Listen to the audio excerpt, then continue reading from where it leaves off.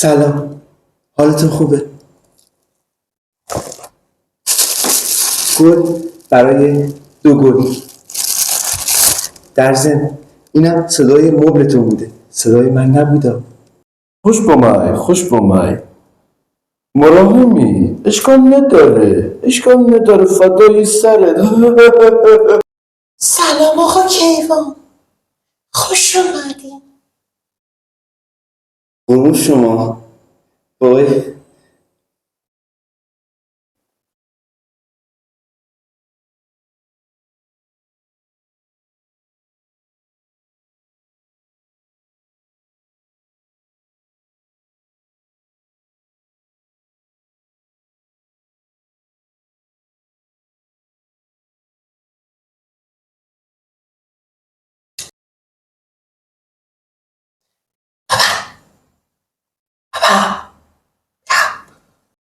هنگ چی کار داری میکنی؟ اون تا پسرت در نرفته، برو سر اصل مطلب.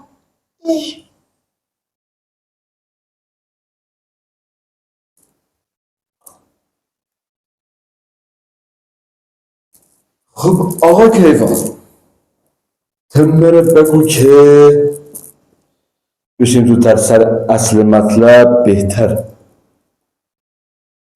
بره بگو که شیمی گاوشان کلش خورنه.